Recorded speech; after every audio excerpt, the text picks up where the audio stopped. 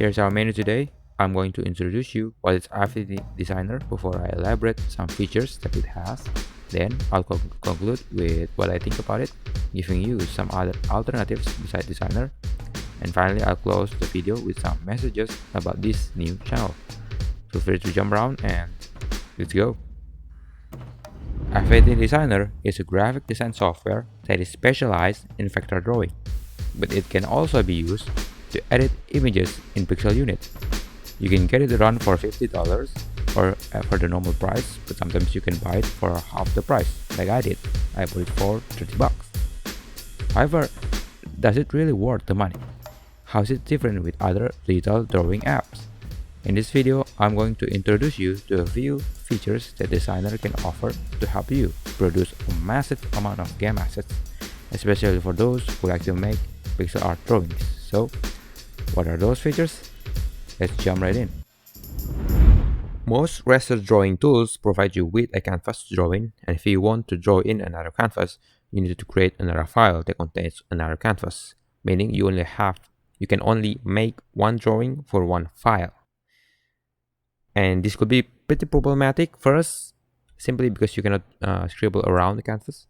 If you want to perhaps scribble around the canvas, you cannot do that because it won't be shown to you. But actually, there are three major problems they have listed here. First, your drawings, they are related to each other, will be scattered across different files. Meaning, if you want to make an animated sprites, you have to make different files. Second, you have too many files.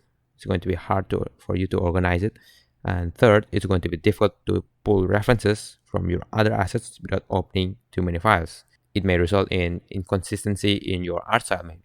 Of course, I tried to solve those problems when I was using Krita by making imaginary canvases, as you can see here. And it's problematic first because I cannot resize this imaginary canvas size, the size of each canvas. And then when I want to export each sprite, because I have to crop and then export each sprite, each drawing manually one by one, and it's just too slow. So the solution is, in Affinity Designer they have artboard feature, and the idea here is that you have unlimited artboards, unlimited canvases, and you can draw anything you want, related or unrelated drawings. I made related drawings here, animated sprites here, and it may result in your art style to be more consistent and more organized because you only have one file here. And the neat thing here is that you can also resize your canvas simply by clicking the name of the artboard and then resize it like so. This feature is also, of course, is not available in most drawing tools because sometimes you have to go to the image and the image size to change the image size. I think this feature is unique to Affinity Designer because Designer is the only app that I know that can handle both vector and raster graphics. For those who don't know what vector drawing is, simply said, it is a drawing made of a combination of points and lines, resulting in a very stiff, clean images. So no matter how far you zoom in, the image will always look clean and smooth in some way. So we can harness this power of vector using Designer for demonstration. Let's make a simple root-like shape, but in pixel, but using vector, if you know what I'm saying. So first, let's make the artboard smaller. Make it 64 by 64. Zoom in a bit. And now let's draw a root-like shape, like so. Then I'll lower the pressure. That's good enough. Now you're seeing this in vector view. That's why the shape still look smooth. But if you want to export it, the shape, this drawing will look like this. If you press this button over here, it will look like this one. Oh. Now the image is still blurry. So if you want to make a pixel perfect image, you can do so by clicking this button over here. Make sure you select the curve layer and then select this cog wheel icon then turning off the anti-aliasing feature. Force it off. And now you have this pixel perfect drawing, and you can also reshape your drawing. Now, if you want to add another pixel, for example, you don't like this pixel over here, you can do so, but you will lose this feature of reshaping, because once you rasterize the curve, makes it pixelated, you can no longer reshape the shape. So how do you rasterize this image? How do you pixelate it? So you can add more pixel, 1 pixel for example, simply by right click and then rasterize. There's a feature here called rasterize. But the thing is, if you directly rasterize a curve layer or a vector layer, it will become blurry even though you have turned off the anti-aliasing feature. So how do you overcome this problem? Well, there's a trick. You just group this curve, so the group only contains 1 curve or maybe multiple curves. But the thing is, once you group it, you can rasterize the group and the pixel will be maintained. Now if you want to add another pixel or remove another pixel, head over to the pixel persona, and then I have my own brushes. Actually, you have to set up your own pixel brush, but that's for another video maybe. Now I can remove the pixel or add another pixel, for example, but you can no longer reshape the shape. So I think it's a pretty neat feature for those who want to make a very strict or a root-like shape fast. You don't have to make one pixel 1 by 1. You can simply make a vector, rasterize it, and then fine-tune the drawing. Artboards is a powerful feature to compile related drawings into one file, but perhaps you want to regularly see some references from different files. Well, Assets is a quick way to do just that. So we made this thing last time, and I want to pull this drawing from my other file, in this file, for example. So how do I do that? Well, you can copy paste it. You have to open the file and then copy paste the drawing. You can do that, but it's just too slow. But there's another feature called assets. So let's use these assets simply by you can create a new category if you want to, but I've already mine here. So I just have to put it into my assets. I can close this one. I don't need it anymore. And then open my file and put it like so. So I sometimes use this assets feature. For example, if I want to pull reference like how big my characters should be. So this is my prototype character. This is blueprint to make sure every character that I make have this size. So I think it's a good way to make sure your art style consistent across different files, across different drawings. Let's say you want to make animation sprites using Designer. What feature can help you with that? Sometimes you want to tweak some parts of your animated sprite, but there's no way to adjust all frames with a single click. Well, this problem is easily solved with symbols. Kind of. This feature creates an instance of an object that can be cloned across artboards. Well, as you can see here, the face, the head of my character here looks all the same. Why? Because I'm using symbols. Now, if I take the symbol out, right, and I want to tweak the symbol, for example, open the symbol, and then let's go to the pixel persona first. Example, I want to add a little one tiny pixel over here. As you can see, if I tweak one instance of that symbol, the other instance will also be edited, changed accordingly. So there's the power of the symbol. So if I want to make the whole class here to be red, for example, I don't like it to be too, gray. Some more pixels to make it more cool. Yeah. example, I want to make it like so.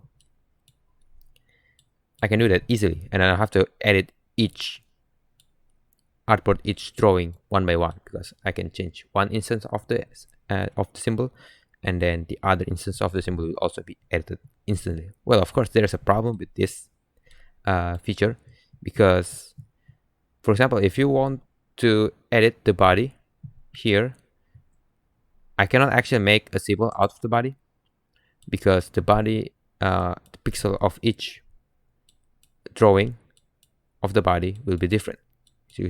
As you can see here, the pieces, yeah, this drawing and this one is different to one another. So if I want to edit one drawing of the body, the other drawing of the body will also be edited. So in other words, the symbol is actually useful only for drawings or part of the drawings that are static. For example, the hat. The hat will always look like that, and it cannot be edited. Of course, there's a way to get around with this. For example, if I want to make this specific hat with extra pixels, I can do so by just group the symbol. So I'm not editing actually the symbol. I just group the symbol and edit the group by adding the new pixel, then pixel layer, and then add one. So I'm not actually editing the symbol. I just editing the group of the symbol, and the other symbols will not be affected. I also can because it's a group, I can mask it. Mask the layer, and then make the head, and then the what do you call it, reshape, or just delete some pixels of the symbol, actually the group, but the other instance of the symbol will not be edited, because I'm not actually editing the symbol itself. So it's pretty good and powerful for static images, but it's not that powerful for dynamic images like the body or the food, etc., etc. I actually made a way around this, of course, a way to make static images look like dynamic images, but I'll share it later with another video. Alright, this one is pretty self-explanatory. The feature exists actually in other applications, of course. You can adjust the color of each artboard, but the thing is with Affinity Designer, it's pretty easy. I think it's the fastest way. It has the fastest workflow compared with other drawing tools out there. So if you want to change the color of this specific artboard, just click this icon over here, adjustment, and you have plenty of features, settings, effects here. But now let's just recolor the entire artboard, and you can easily do that, and it's not destructive. Of course, you can delete the effects, the adjustment, or just turn it off for a while temporarily and turn it on again. I think it's a pretty neat feature that has to be in every drawing apps out there if you want to speed up your workflow. Speaking of effects though, applying effects in Affinity Designer is super fast. I like it so much. So for example, let's apply an effect with the group over here, for example the Gaussian blur.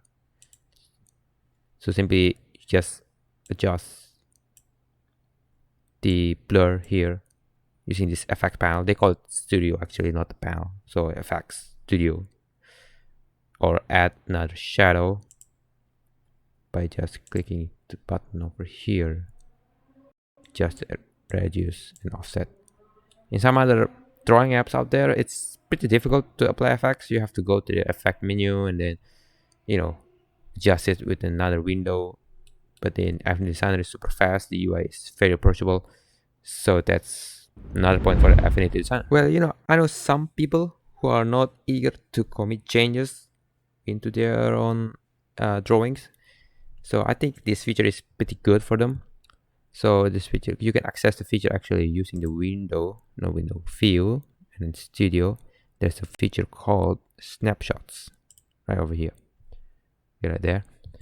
Now, this feature is pretty good if you do not want to commit changes or you want to display different versions of your drawing. So, for example, I have this version of this scripting that is having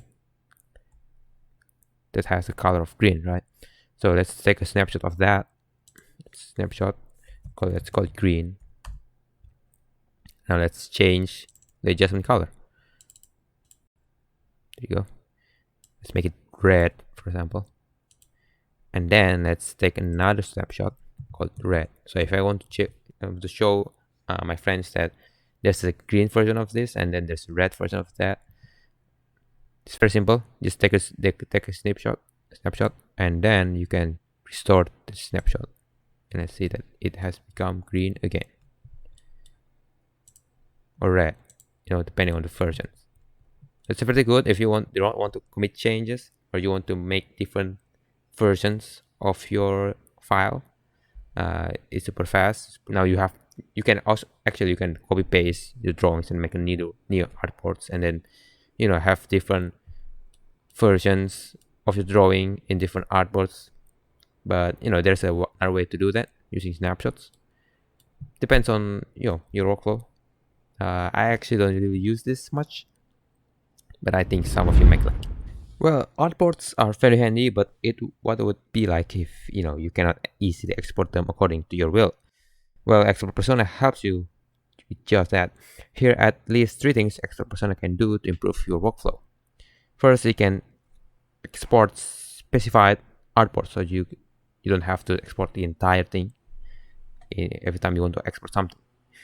And the second, export parts of your artboard using slices. So you can actually export just a tiny part of your artboard, not the entire thing, not the entire artboard. And the last thing is you can actually add prefix and suffix into your export files. So let's demonstrate all of that right now. So if you want to export something, so there's a term here called slices. So slices is the file that will be exported. It's different with artboards because artboards is where the drawing is where you draw, but export with the slice here, it's called slice. Slice is the final product, how it will look like, the final export of your drawing. So first, let me demonstrate it all. So I've accidentally selected these files to be exported. So you can see there are five slices that I can export. Now I don't want to export these 5 slices. So first, let's unselect all of the slices by selecting the just like one of the slices. Control A, then check it. Now you're selecting the entire slices, but if you click it again, you unselect all of the slices. Now you cannot actually export anything because you haven't selected anything. Now let's select some of those artboards. For example, I just want to export these idle artboards, idle frames. Select it. Now I can export it. It's 3. But before that, let's make this. I want to export also the head of my drawing here. Just draw it like so. Now I'm using the slice tool over here. Make sure it is selected. There are like only 4 tools actually, so it's in default. So it should be fine for you if you want to. If you're following along. Now I can export this slice. Now the name is also called slice 1, but I can change the name to head. Now it will be exported as head.png actually. Now next, let's say I want to export also these 3 artboards into one file. How do I do that? Well, make a very big slice. Let's call it idols. I don't know. Okay. It will be exported as idols, and it will contain these 3 drawings without the artboard, of course. So they will only contain, my characters. Next, let's say I want to add suffix to my files. Now it will be exported as idols.png. No, I don't like that. Let's say I want to add example underscore.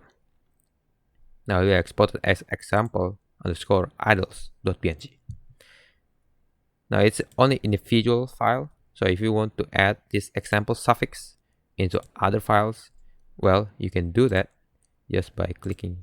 Make sure you click the slice, and then there's a copy export format to clipboard here. Click it. Now if you click the other slice, for example, I want to select the head. I don't like the head, and this other slices that I want to export. Select them all. As you can see, it will be exported as head.png, but if you click this button of here, replace export setup from clipboard. This is my prefix actually, not suffix. My example prefix will be added, and then it will be exported as example head.png. Same thing happens here. Example underscore idle.png. Now you export this one. Let's export to my desktop.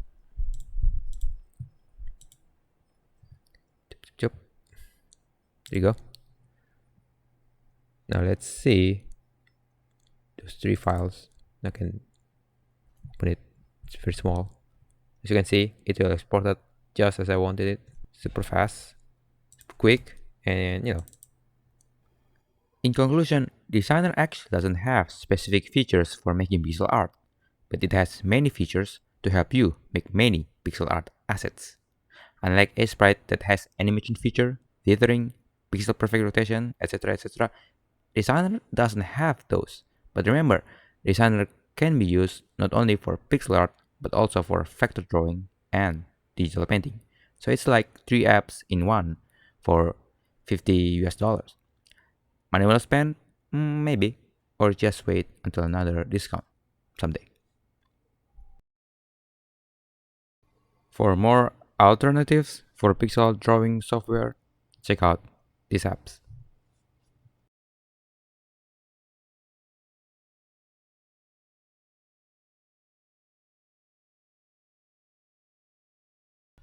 That is all for this video.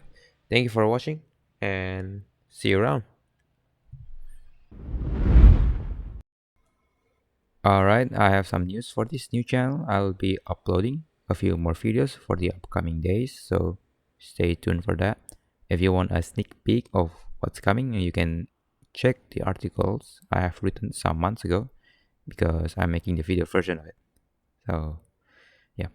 Second one is, if you have an opinion about Designer, or maybe you are using another application, be sure to talk about it in the comment section below.